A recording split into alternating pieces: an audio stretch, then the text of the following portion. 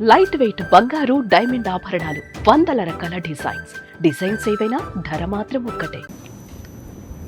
అందరికీ నమస్కారాలు. నేను ఎన్నికల సమయంలో పదే మీటింగుల్లో మాట్లాడినప్పుడు కొన్ని విషయాలు చెప్పాను.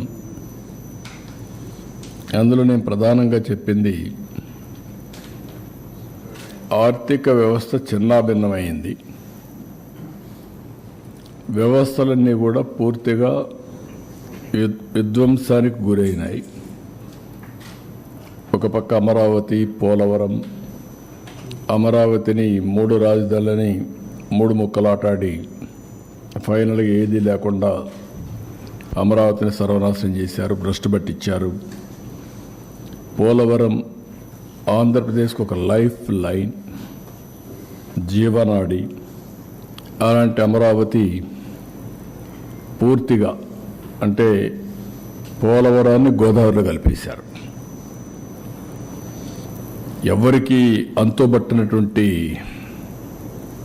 విషాదం అది. ఈ విధంగా ఒక్కోటి కాకుండా ఎవ్వరికి ఫ్రీడమ్ లేకుండా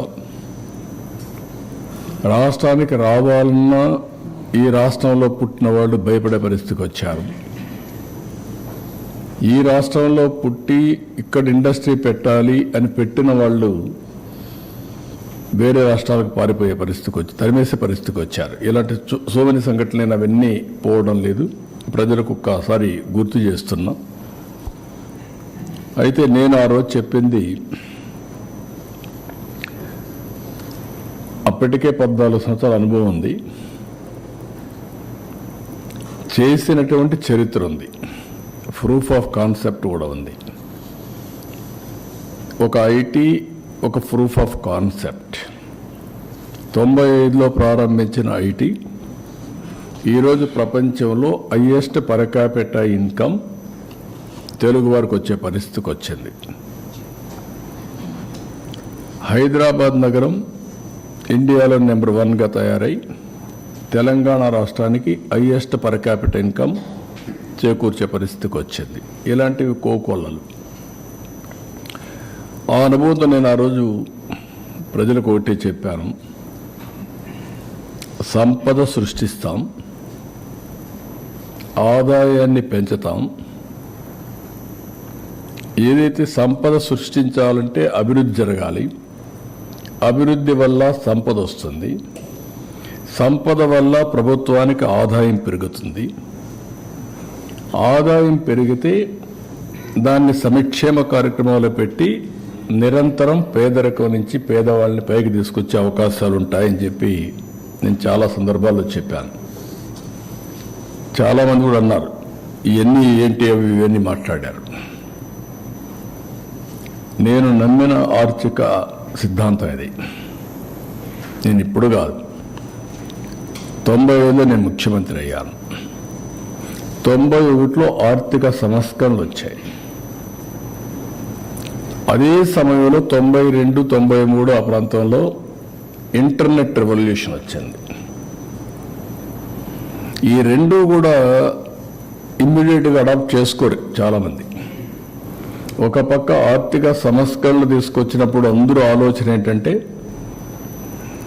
ఆర్థిక సంస్కరణలు చేసింది కూడా ఇన్విటబుల్ సిచ్యువేషన్లు, ఫారెన్ ఎక్స్చేంజ్ రిజర్వ్స్ లేవు, ఆర్థిక సంస్కరణలు తప్ప వేరే మార్గమే లేదు.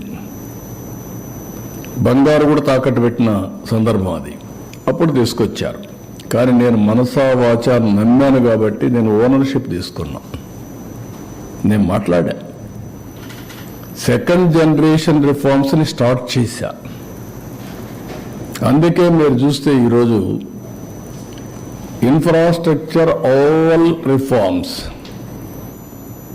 నేను నేరుగా చేశాను, లేకపోతే ఆనాటి ప్రభుత్వం ద్వారా చేయించాను.